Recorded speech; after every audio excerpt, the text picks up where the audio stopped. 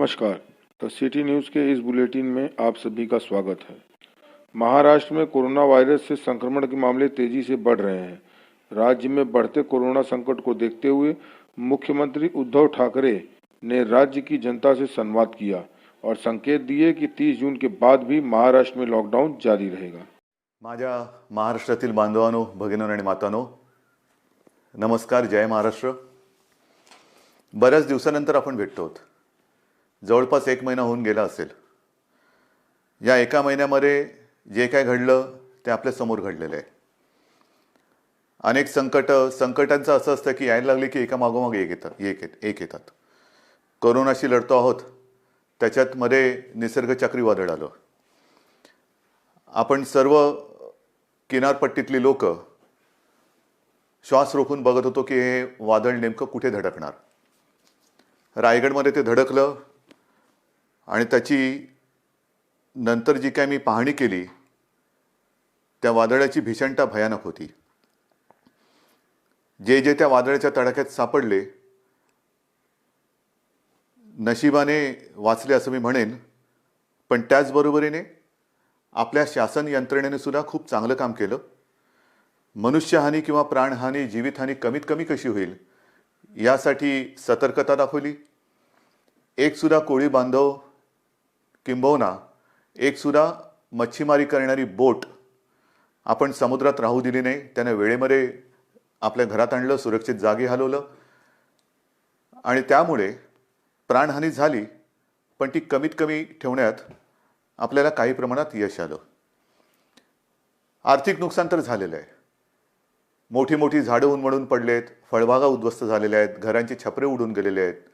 नुकसान आतोनात झाले, पण त्या आतोनात नुकसान म्हणजे विजेचे खांब सुद्धा उन्मळून पडलेले आहेत।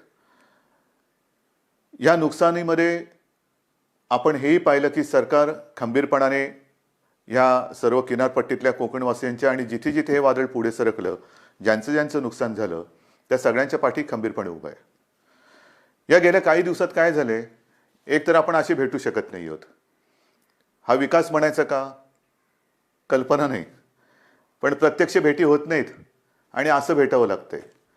आणि पूर्वी आपण अनेक दिवसानंतर भेटल्यानंतर विचारायचो, काय रे कसा आहेस।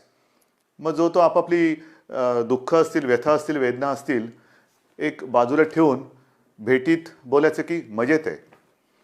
आता सगळ्यांची परिस्थिती तीच आहे। कसे आहात, जसे तुम्ही आहात तसेच आम्ही आहोत। सगळे घरातच आहोत, सगळं काही ठप्प आहे, संपूर्ण जग ठप्प आहे आणि या संकटाचा सामना आपण करत आहोत। आज मी आपल्याशी बोलताना परवा 1 तारीख आहे। ही 1 तारीख आषाढी तर आहेच, पण जे आपल्यासाठी डॉक्टर्स योद्धे बनून लढतायत त्यांचा डॉक्टर्सचा राष्ट्रीय डॉक्टर दिन आहे। त्या सगळ्यांना मी त्यांचं कौतुक करतो, त्यांना धन्यवाद देतो आणि तुम्ही जी लढाई लढतात आमच्यासाठी त्याच्यात आम्ही सुद्धा तुमच्यासोबत आहोत। तुमच्यासोबत तुम्हाला आम्ही सहकार्य करतो आहोत आणि करू हे एक वचन त्यांना देतो। डॉक्टर दिनाबरोबर आपल्या राज्याचे माजी मुख्यमंत्री वसंतराव नाईक त्यांचाही जन्मदिवस आणि हा सप्ताह आपण शेतकरी सप्ताह म्हणून साजरा करतो। म्हणजे दोन्ही जे आत्ता आपल्याला जीव वाचवत आहेत त्या डॉक्टरांचा तो दिवस आहे आणि योगायोगाने वसंतरावांच्या जन्मदिवसाच्या निमित्ताने जो शेतकरी दिन साजरा करतो, म्हणजे आपल्याला जगाला जो आपलं धान्य पिकवतो त्यांचा सुद्धा हा एक दिवस आहे। म्हणून मी या दोन्ही शेतकऱ्यांना आणि माझ्या डॉक्टर्सना विनम्र नमस्कार करतो आणि आपल्याशी आता बोलतो। साहजिकच आहे 30 तारखेपर्यंत हा लॉकडाऊन आहे। माननीय पंतप्रधानांनी 30 जूनपर्यंत हा लॉकडाऊन जाहीर केलेला आहे। 30 जून नंतर काय होणार मी यापूर्वीच आपल्याला सांगितलेलं आहे की आता लॉकडाऊन हा शब्द बाजूला ठेवायचा आणि हळूहळू आपण एक एक गोष्टी, सोयी सुविधा, सेवा ह्या उघडत जाणार। म्हणजेच 30 तारखेनंतर लॉकडाऊन उठणार का, तर अत्यंत स्पष्ट शब्दात नाही। मग काय होणार, असंच राहणार का, तर तेही उत्तर नाही आहे। आपण गेले 15-20 दिवस अनुभवतो आहोत। एक एक करत महाराष्ट्रामध्ये आपण अत्यंत काळजीपूर्वक पावलं टाकत सेवा सुविधा आणि काही गोष्टी म्हणजे दुकानं असतील, आजपासून आपल्या नाभिकांची जी सेवा आहे ती सुरू होते आहे, अशा काही गोष्टी सुरू करतो. दुकानं सुरू झालेली आहेत, काही ऑफिसेस काही प्रमाणात त्यांच्या कर्मचारी वर्गाची उपस्थिती त्यांना आपण परवानगी देऊन ती सुरू झालेली आहे. तर एक एक गोष्टी आपण सुरू करत चाललेलो आहोत. हे हळूवार का करतो आहोत आपण? याचं कारण अजूनही संकट नाही टळलेलं. एक गोष्ट नक्की लक्षात ठेवा की आपण जे मिशन बिगिन अगेन किंवा पुनश्च हरिओम म्हणून सुरुवात केलेली आहे, ह्याचा अर्थ धोका टळलेला नाही, पण आपण थोडंसं कात्रीत सापडलेलो आहोत. ज्याला म्हणतात ना, इकडे आड आणि तिकडे विहीर. आपल्याला इथेही पडायचं नाही आणि तिथेही पडायचं नाही, मधोमध बरोबर आपला तोल सांभाळून हे संकट पार पाडायचंय, संकटाचा काळ हा पार पाडायचा आहे. आणि म्हणून केवळ आणि केवळ अर्थचक्राला एक गती द्यायला आपण सुरुवात करण्यासाठी म्हणून एक एक गोष्टी आपण उघडत चाललेलो आहोत. एखादी गोष्ट उघडली म्हणजे धोका टळलाय, आता आपण बिनधास्त, अजिबात नाही. कृपा करून तशा गैरसमजात, तशा भ्रमात राहू नका, कारण तसं जर का आपण वागू तर करोना आवासून बसलेलंच आहे. आपण करोनापासून वाचण्यासाठी घरात राहा म्हणून तुम्हाला मी सांगितलेलं आहे. अनावश्यक कामासाठी बाहेर पडू नका. आवश्यक असेल तेव्हा आणि तेव्हाच घराबाहेर पडा, हे माझं आजही सांगणं आहे. तुम्ही म्हणाला, अरे हा काय आलं की नुसतं आपलं काळजी काळजी आणि काळजी. आपलं सरकार काळजीवाहू नाहीये, कारण नेहमी असं म्हणतात, ज्या सरकारला स्वतःची काळजी असते त्याला काळजीवाहू म्हणतात. हे सरकार तुमचं आहे, मजबूत आहे आणि तुमची महाराष्ट्राची काळजी घेणारं हे सरकार आहे. आणि म्हणून माझं कर्तव्य आहे की तुम्हाला धोक्यापासून सावध करणं. बाहेर जर का आपण पडलो आणि बिनधास्त वावरलो तर धोका आहेच, प्रत्येक पावलावरती धोका आहे. मला एका गोष्टीचा नक्कीच अभिमान आहे की माझे सगळे महाराष्ट्रातले बांधव, माता भगिनी ह्यांचा सगळ्यांचा माझ्यावरती, आपल्या सरकारवरती विश्वास आहे आणि जे जे काही सरकार सांगतंय त्या सूचना तुम्ही पाळता आहात, म्हणून मला तुमचा अभिमान आहे.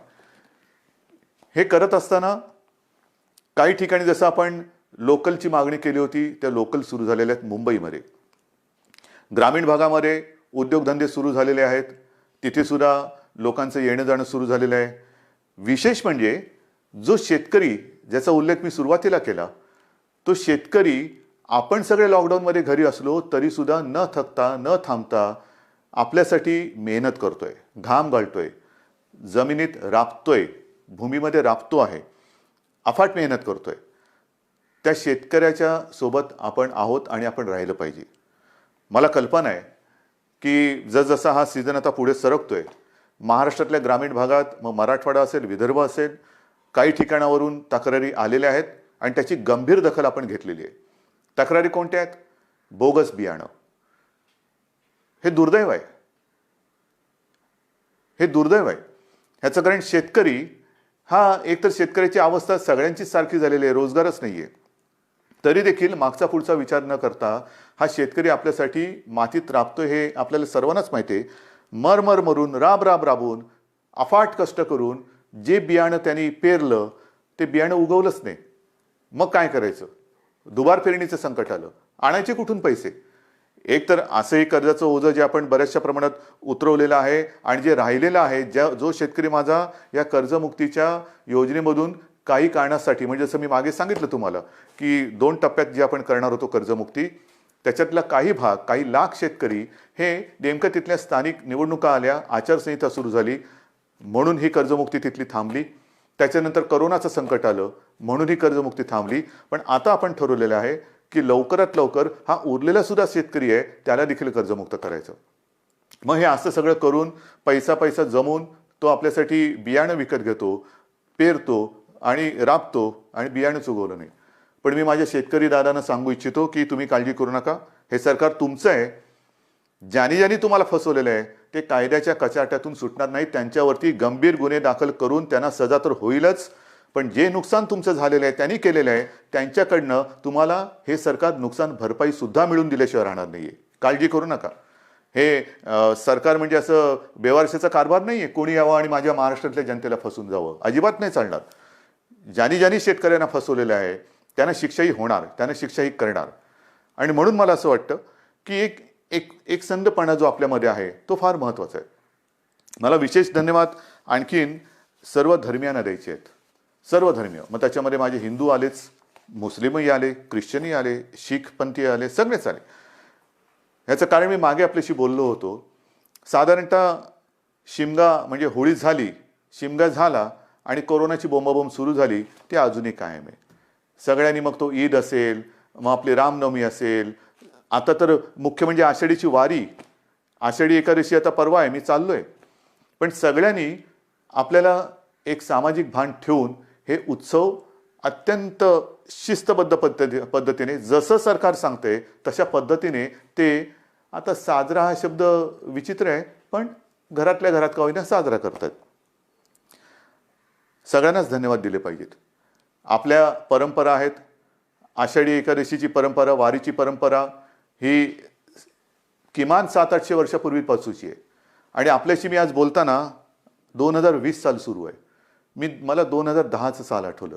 2010 साली मी पांडुरंगाचं दर्शन घेतलं. कसं घेतलं आपल्याला माहिती आहे. मी हा संपूर्ण वारीचा पाठपुरावा केला, पण मी वारीत प्रत्यक्ष सहभागी न होता हेलिकॉप्टरमधून सहभागी झालो आणि एरियल फोटोग्राफी केली. त्याचं पुस्तकसुद्धा मी आपल्या चरणी तुम्हाला मी सगळ्यांना अर्पण केलेलं आहे. पाहावा विठ्ठल. मी विठ्ठल पाहिला, नक्की पाहिला. मंदिरात जाऊन नाही पाहिला कारण मी हेलिकॉप्टरमध्ये होतो, पण अथांग पसरलेल्या त्या वारकऱ्यांमध्ये मला ते विठ्ठलाचं विश्वरूप दिसलं. माझ्यासारखा भाग्यवान मीच असेन. विश्वरूप ज्याला म्हणतात ते विश्वरूप काय असतं ते विश्वरूप मी त्या वारकऱ्यांच्या रूपात पाहिलं. देहभान हरकून हे वारकरी विठू नामाचा गजर करत चालत असतात. अक्षरशः देहभान हरकलेले असतात. म्हणजे कशाचं काही त्यांना सगळं जग आजूबाजूला आहे नाहीये, नाही बस विठू माऊली विठू माऊली विठू नामाचा गजर करत ते चालत असतात. ही गेल्या अनेक वर्षाची परंपरा. अनेक ठिकाणावरनं संत महात्म्यांच्या पालख्या तिकडे येतात आणि मग ते रिंगणं होतात. मध्ये मग ते इंदापूरचं रिंगण असेल, वाखरीचं रिंगण असेल, ते घोडे धावतात. हे सगळं अप्रूप हे केवळ आपल्या देशातच होऊ शकतं. पण त्या सगळ्या वारकऱ्यांनी सुद्धा संयम दाखवला. जे सरकार म्हणेल ते. हे असे नागरिक कुठे सापडणार तुम्हाला. आणि त्या वारकऱ्यांना सांगतोय की नाईलाज म्हणून आपल्याला यावेळेला तो सगळा वारीचा सोहळा हा आटोपशीर करावा लागला.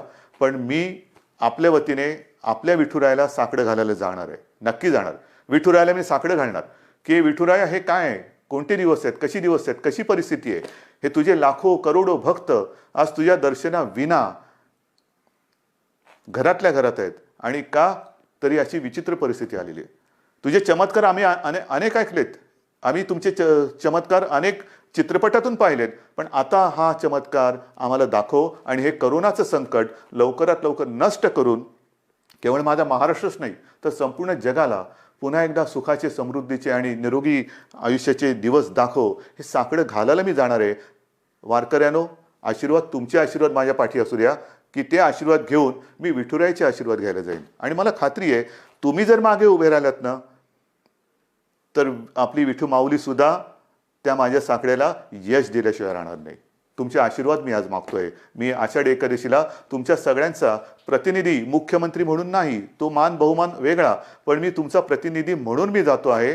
जेव्हा तिथे मी पोहोचेन तेव्हा मी तुमचा प्रतिनिधी वारकरी म्हणून मी तिथे पोहोचणार आहे. म्हणून मला तुमचे आशीर्वाद पाहिजेत. आषाढीची ही उद्याची आषाढी, परवाची आषाढी एकादशी येते. त्याच्यानंतर दहीहंडी येते.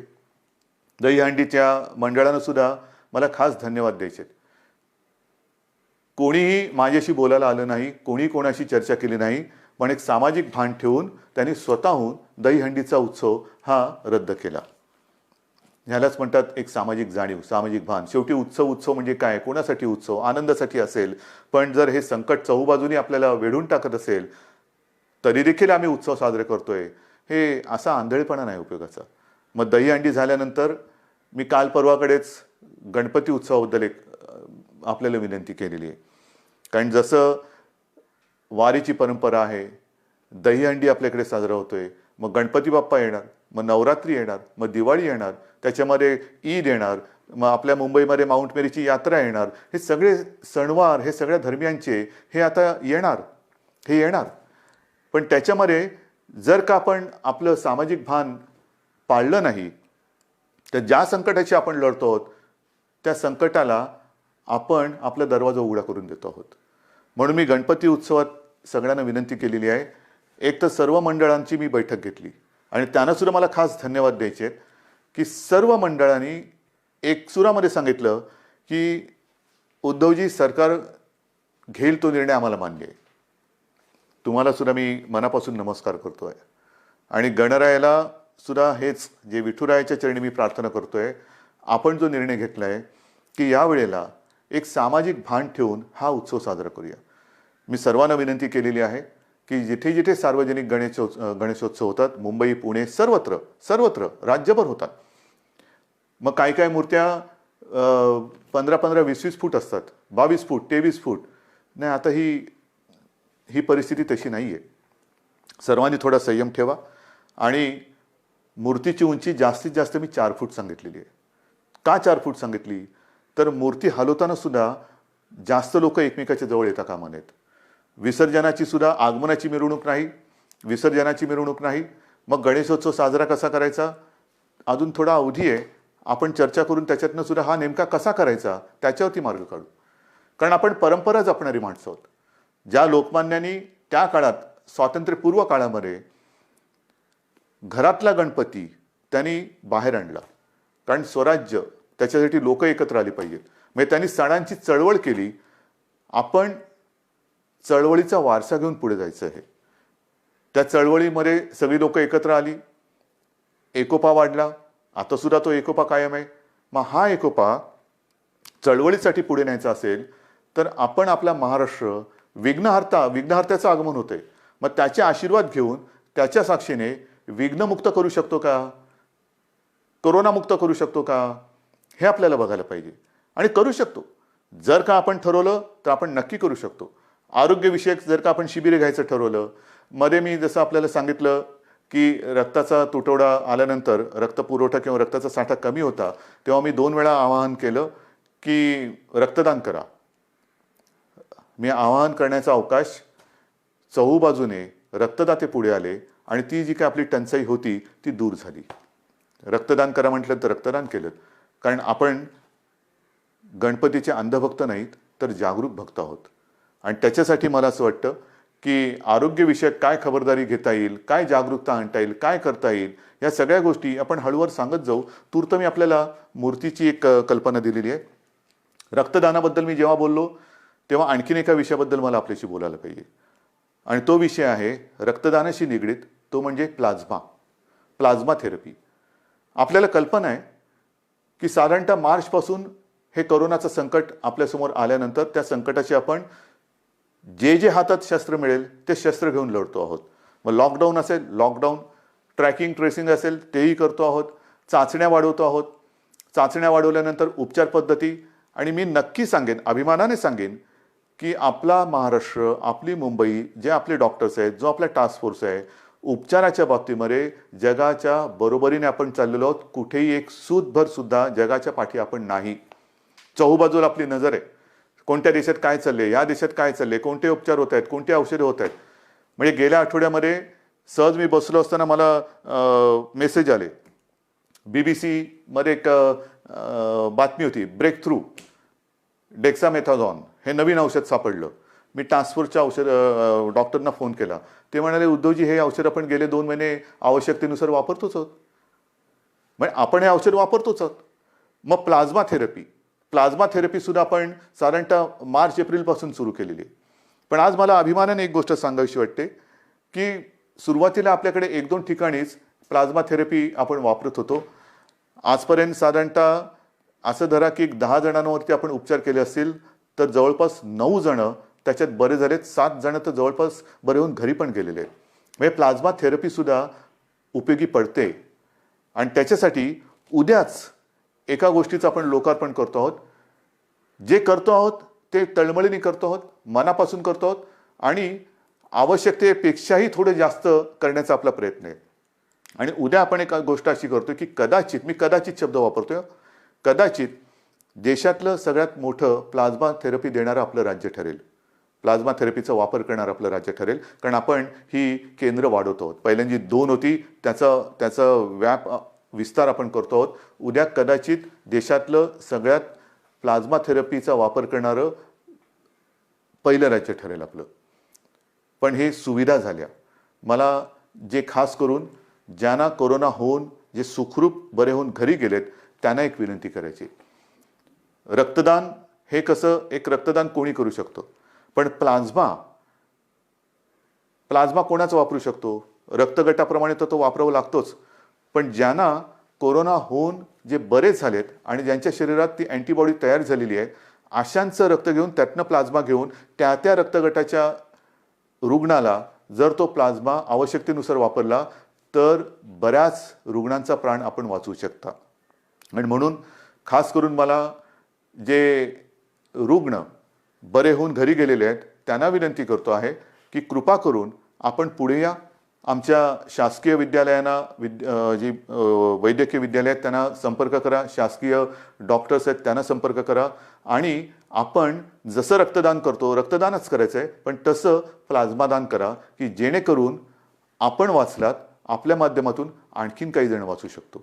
ह्यालाच तर आपण एकत्रितपणा म्हणतो, ह्यालाच तर आपण एकजूट म्हणतो आणि ती आपल्या रक्तामध्ये आहे. आणि ती मी मागेही म्हटलं होतं, लढणं हे आपल्या रक्तात आहे आणि जेव्हा रक्ताचा तुटवडा होता तेव्हा रक्तदान करून हा लढाऊपणा आपण सिद्ध केलाय. आता हा पुन्हा एकदा सिद्ध करण्याची नव्हे, पण त्याच्या आवश्यकतेनुसार वापर करण्याची गरज आहे.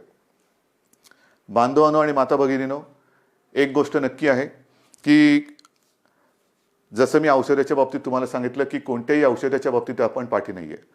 सुरुवातीपासून जी औषधं आपल्याला वाटतात की वापरली पाहिजेत, म्हणजे आता सगळीकडे रेमडेसिवीर कितीला मिळणार, रेमडेसिवीर मिळणार की नाही, रेमडेसिवीरची किंमत काय होणार, मग फॅव्हिपिरावीर, म्हणजे जशी जशी नावं येतात तसतसं त्याचा बोलबाला होतो. पहिला होता तो एससीक्यू हायड्रॉक्सिक्लोरोक्विन, मग त्याचा एक हे झाला, ते आपण वापरतोय, आवश्यकतेनुसार वापरतोय. रेमडेसिवीर वापरतो आहोत, टॉझिलिझुमॅब वापरतो आहोत, आयव्हरमेक्टिन वापरतो आहोत, डॉक्सी वापरतो आहोत. तुम्ही नाव सांगा, ती सगळी औषधं आपण इकडे वापरतो.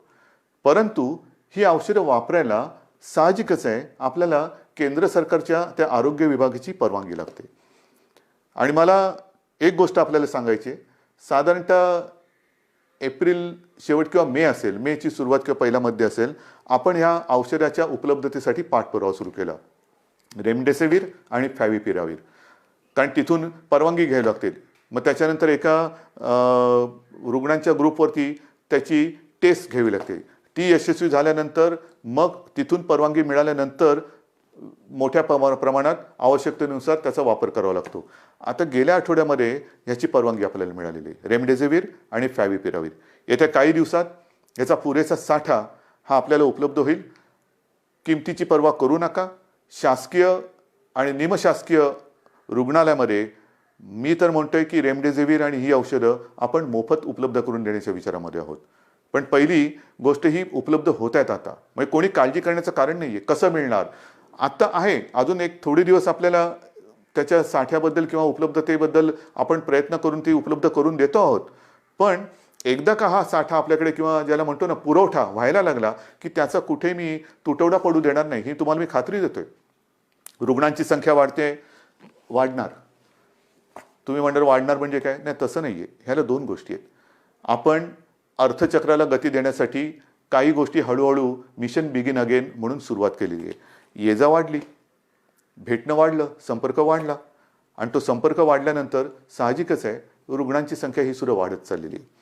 पण ही रुग्णांची संख्या वाढत असताना आपण टेस्टची संख्या सुद्धा वाढवतो आहोत आणि ती वाढवलेली आहे. म्हणून आता रुग्ण येण्याची वाट न बघता आपण व्हायरस पोचायच्या आत तिकडे पोहोचण्याचा प्रयत्न करतोय. चेस द व्हायरस ही एक नवीन संकल्पना मुंबईत सुरू केली, ती संपूर्ण राज्यभर आता आपण राबवत आहोत. Chase the virus. आणि त्याच्यासाठी रुग्णांची संख्या जरी वाढत असली तरी आपल्याकडे आरोग्य सुविधाही आपण वाढवत आहोत. औषधांची सुद्धा कुठेही टंचाई होणार नाही, औषधोपचार ते सुद्धा वाढवत आहोत. पण या निमित्ताने मला पुन्हा एकदा काही डॉक्टर्स जे आहेत, ज्येष्ठ डॉक्टर्स, मी समजू शकतो प्रत्येकाला जीवाची काळजी असतेच, पण काही ज्येष्ठ डॉक्टर्स जे 55-60च्या वरती आहेत, पण अनुभव आहे त्यांना, 55-60च्या वरती आहेत आणि ज्याला आपण म्हणतो की हाय रिस्क, म्हणजे ह्या डॉक्टर्सना सुद्धा त्यांना सुद्धा सकाळ दुपार संध्याकाळ रात्र 24 तास ही रुग्णांची काळजी आहेच. तर त्यांना सुद्धा इतर काही व्याधी किंवा विकार आहेत, म्हणजे डायबिटीज असतील, किडनीचे विकार असतील, समजा दुसऱ्या काही आणखीन गोष्टी असतील, तर ते सुद्धा थोडेसे घाबरून हॉस्पिटलमध्ये जात नाही आहेत. मी त्यांना नम्रपणाने विनंती करतोय की आपण काळजी करू नका. एक काळ असाही होता की सगळीकडे पीपीई किट मिळत नाही, N95 मास्क मिळत नाही. आता या सगळ्याचा पुरवठा आपल्याकडे मुबलक आहे, साठा मुबलक आहे. काही काळजी करू नका. तुमच्या पाठी सरकार आहे. जे जे तुमच्या सुरक्षेसाठी आवश्यक आहे ती संपूर्ण खबरदारी घेण्याची तयारी सरकारची आहे. कारण आपण कोविड योद्धा म्हणायचं आणि त्याला बिना शस्त्रांनी पाठवायचं असं अजिबात होणार नाही. पण आज आपली गरज आहे, महाराष्ट्राला गरज आहे, आपल्या अनुभवाची गरज आहे. कारण अनेक ठिकाणी आपण ज्येष्ठ डॉक्टरांची एक अनुपस्थिती हे अनुभवतो आहोत.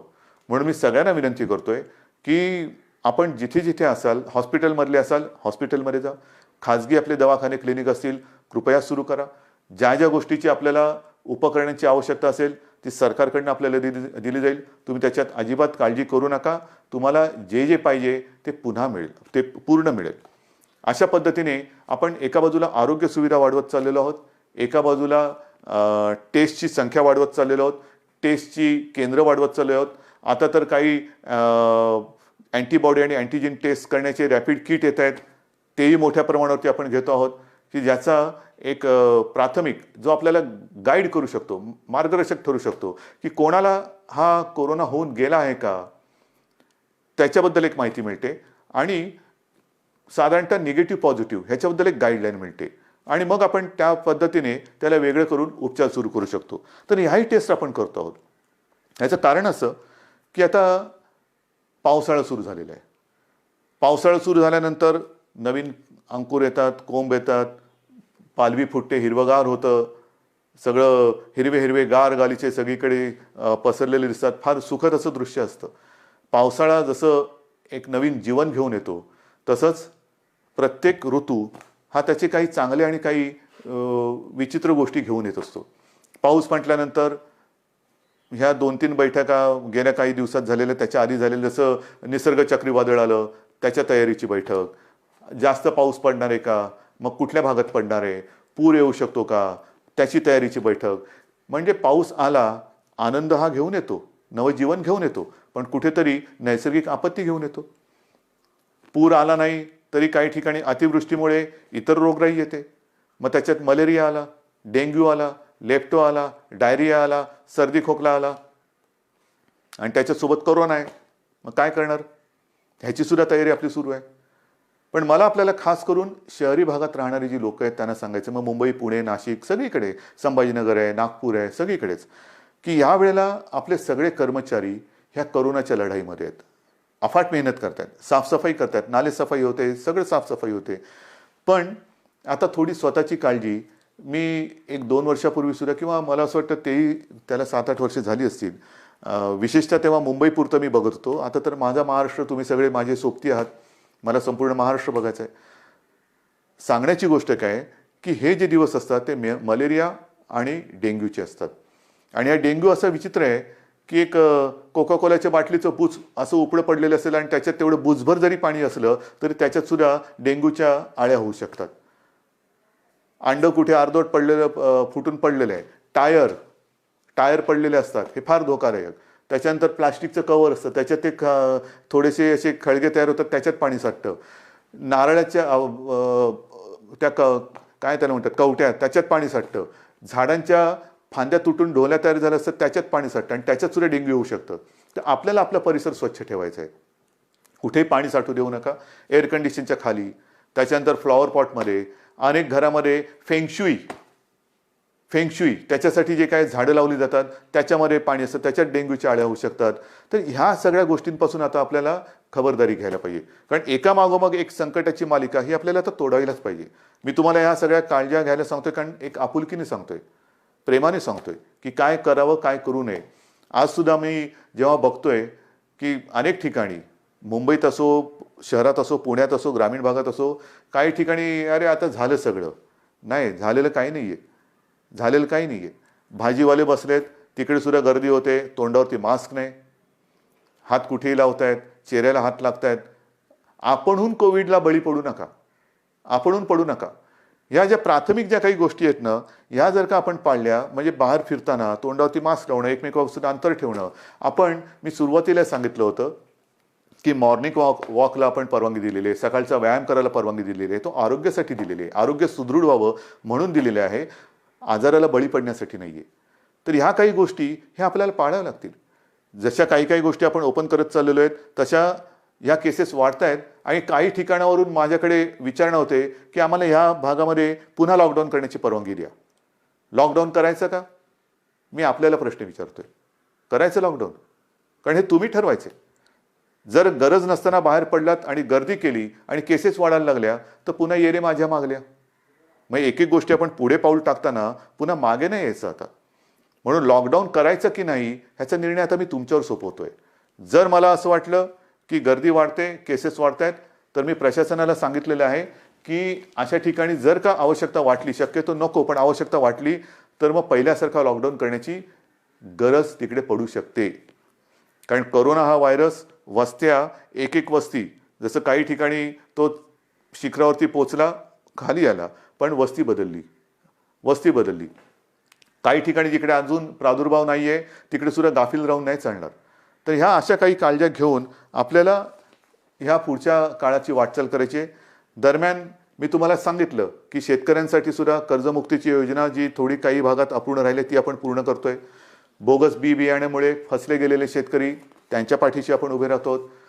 आता 30 जूनला प्रधानमंत्री गरीब कल्याण योजना ह्याच्यामध्ये खास करून जे भगवं रेशन कार्ड ह्यांना अन्नधान्य देण्याची जी योजना आहे तिची मुदत संपते. बिना रेशन कार्ड म्हणजे ज्यांच्याकडे रेशन कार्ड नाही त्यांना अन्नधान्य देण्याची योजना संपते.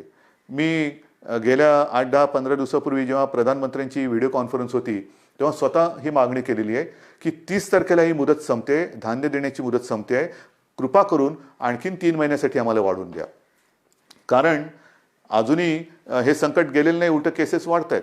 त्याच्यामुळे ही भगवं रेशन कार्ड असेल किंवा ज्यांच्याकडे रेशन कार्ड नाही यांना धान्य देण्याची जी काही योजना आहे प्रधानमंत्री गरीब कल्याण योजना ती आणखीन आम्हाला 3 महिने वाढवून द्या हे मी पंतप्रधानांकडे सांगितलेलं आहे. मला खात्री आहे की त्यांना सुद्धा व्यवस्थित सगळ्याची कल्पना आहे आणि ही कल्पना असल्यानंतर लवकरात लवकर आपल्याला त्याच्याबद्दल परवानगी मिळेल ही मला खात्री आहे. हे सगळं झालं चित्र हे आरोग्यविषयक. अर्थचक्राच्या बाबतीमध्ये आपण खचून गेलेलो नाही आहोत. मला एका गोष्टीचा अजून एक अभिमान आहे, नक्कीच आहे, की गेल्या 15 दिवसात महाराष्ट्राने जवळपास 16,000 कोटींचे सामंजस्य करार काही विदेशी कंपन्यांसोबत केलेले आहेत. 16,000 कोटी ही एक फार आपली जमेची बाजू आहे. म्हणजे या संकटामध्ये सुद्धा आपला महाराष्ट्र हा विविध गुंतवणूकदारांना आणि उद्योजकांना आपला वाटतोय हे फार महत्त्वाचं आहे. येत आहेत या गुंतवणूकदारांना कुठे आपण दरवाजे बंद ठेवलेले नाही आहेत. या माझ्या महाराष्ट्रात या, माझ्या विदर्भात या, माझ्या मराठवाड्यात या, माझ्या कोकणात या, माझ्या उत्तर महाराष्ट्रात या, पश्चिम महाराष्ट्रामध्ये या, जिथे तुम्ही म्हणाल तिथे तुम्ही या. जे जे काय तुम्ही कराल तुम्ही जरूर करा. तुमच्यासाठी आमच्या महाराष्ट्राची, देशाची आणि महाराष्ट्राची दारं उघडी आहेत. आल्यानंतर साहजिकच आहे अर्थचक्राला गती मिळाली पाहिजे, माझ्या स्थानिक भूमिपुत्रांना नोकऱ्या मिळाल्या पाहिजेत, रोजगार मिळाला पाहिजे. ह्या सगळ्या गोष्टींसाठी आपण नुसतं कोरोना करत नाही बसलेलो आहोत. इतर सुद्धा काही ज्या गोष्टी आहेत ज्या उद्योगधंद्याच्या बाबतीत असतील, विकास कामाच्या बाबतीत असतील, ह्याही गोष्टी ह्याही आघाड्यांवरती आपण ती ऑफिसेस लॉकडाऊनमध्ये ठेवलेली नाहीत. आपला संपर्क सुरू आहे. सगळ्यांना आपण संपर्क करतो आहोत, त्यांच्या आवश्यकता समजून घेतो आहोत, आपण त्यांना काय देऊ शकतो त्याच्यावरती विचार करतो आहोत. काही अटी तटी शर्ती म्हणजे आल्यानंतर असं काही जणांना होतं नको तो बाबा महाराष्ट्र आम्ही चाललो परत, तसं नाही आहे. तुम्ही सांगा काय काय आम्ही करू शकतो, हे आम्ही करू शकतो, ते तुम्हाला मान्य असेल जरूर या. एकदा आलात की तुम्हाला कुठेही आडकाठी केली जाणार नाही. या पद्धतीने आपण जातो आहोत. मग ते पर्यटनाच्या बाबतीत असेल, उद्योगधंद्याच्या बाबतीत असेल, चहूबाजूनी आपण आपले प्रयत्न सुरू आहेत. याचं कारण असं की आपल्याला सर्वांना कल्पना आहे की आपलं अर्थसंकल्पीय अधिवेशन सुरू होतं. अर्थसंकल्प मांडला काय, नवीन स्वप्न घेऊन आम्ही तुमच्यासमोर आलो काय आणि अचानक हे संकट आल्यानंतर तेही अधिवेशन आपल्याला आवर्त घ्यावं लागलं. तर ही अशी सगळी परिस्थिती आहे. ह्या परिस्थितीचा मुकाबला करतो आहे. शिक्षणाच्या बाबतीत सुद्धा निर्णय तुम्हाला मी सांगितलेला आहे. तर सगळ्यांचीच काळजी घेतोय. शाळा सुरू होणार का, तर माझं म्हणणं आहे शाळा सुरू होणार का पेक्षा शिक्षण कसं सुरू होणार त्याच्यावरती आपण लक्ष देतो. मग ते शालेय शिक्षण असेल, महाविद्यालयीन शिक्षण असेल सगळ्याच बाबतीत आहोत. तर असं एक गोष्टी आपण करत चाललेलो आहोत. मला खात्री आहे जसं जे सहकार्य तुम्ही आजपर्यंत मला केलं, सरकारला केलं, तसंच याही पुढे कराल. जे काय आपण करू ते मी तुम्हाला आधीच सांगितलेलं आहे की तुम्हाला न सांगता मी काही करणार नाही. लॉकडाऊन हा शब्द जरी मी वापरत नसलो तरी याचा अर्थ आपण परवापासून सगळं काही उघडतो आहोत असा गैरसमज करून घेऊ नका. आज देखील आपल्याला उलटं आज जास्त शिस्तीची गरज आहे. कारणाशिवाय बाहेर पडू नका. कारण आपण असं म्हणतो की ज्येष्ठ नागरिक म्हणजे घरातले आई वडील कोणी ज्येष्ठ सगळे आपले कुटुंबीय त्यांची काळजी घ्या, मुलांची काळजी घ्या आणि तरुणांनो बाहेर पडा. ह्याचा परिणाम असा होतोय की तरुणसुद्धा आता संक्रमित व्हायला लागलेले आहेत. आणि बऱ्याच ठिकाणी आजही म्हणजे आज सुद्धा एक गोष्ट चांगली आहे की 80% लोकांना लक्षणच दिसत नाही. पण लक्षण दिसले नाहीत ह्याचा अर्थ त्याला प्रादुर्भाव झाला नाही याच्यातला भाग नाही. मग तो लक्षणं न दिसणारा तरुण घरात इतरांना त्याचा संपर्क झाला तर तो एक प्रादुर्भाव होऊ शकतो. म्हणून ह्या सगळ्या गोष्टी आपल्याला खूप काळजीपूर्वक करायच्या आहेत. बाहेर पडलात तोंडावरती मास्क पाहिजे, हात सतत धुत राहिलं पाहिजे, सॅनिटायझर वापरायला पाहिजे, साबणाने हात धुवायला पाहिजे. ह्या सगळ्या गोष्टी ह्या अजूनही आपल्याला काही काळ पाळाव्याच लागतील. कारण ह्या केवळ आणि केवळ आपल्या म्हणजे तुमच्या भल्यासाठी आणि आपल्या कुटुंबियांसाठी. आणि दुसरी गोष्ट अशी की मगाशी मी जे डॉक्टर्सना विनंती केली ती एवढ्यासाठी की ज्येष्ठ डॉक्टर्सना मी विनंती केली की आपण स्वतः जाणीवपूर्वक जातीने लक्ष द्या. कारण ही साथ विचित्र आहे. कारण तो रुग्ण त्याचे कुटुंबीय तुमच्या ताब्यात देत असतात. ते कुटुंबीय त्याला भेटू शकत नाहीत. पण केवळ आणि केवळ तुमच्या भरोश्यावरती घरातली प्रिय व्यक्ती ही तुमच्या ताब्यात ते सोपवत असतात. तर त्यांच्याकडे आपण आपुलकीने प्रेमाने लक्ष द्या. आपण आपल्या कुटुंबातला म्हणून त्यांच्याकडे बघा. ही जर का आपली जवळीक साधली गेली ना तर माझं मत आहे की करोना वगैरे असंच निघून जाईल. तर हा जो काही दुरावा थोडा राहिला असेल भीतीपोटी ती भीती तुम्ही सरकारवरती सोपवा. तुम्हाला काय उपकरणं पाहिजे ती सांगा, सरकार तुम्हाला देईन. पण आता ह्या अंतिम टप्प्यात आपल्याला हे युद्ध अर्धवट सोडून चालणार नाही. इथपर्यंत आपण लढत आलेलो आहोत. आता जर का आपण गाफील राहिलो तर मग पुढे आपण जाऊ शकत नाही. अजूनही संकट टळलेलं नाही, धोका टळलेला नाही. पण हा धोका पत्करून जे करता येणं शक्य असेल त्या गोष्टी आपण हळुवारपणाने उघडत चाललेलो आहोत. लॉकडाऊन पुन्हा करण्याची वेळ येऊ नये आणि त्याच्यासाठी आपलं सहकार्य जसं आजपर्यंत सरकारला मिळालं तसंच ते यापुढे सुद्धा मिळेल अशीच अपेक्षा आणि विश्वास व्यक्त करून मी आपली रजा घेतो. जय हिंद, जय महाराष्ट्र.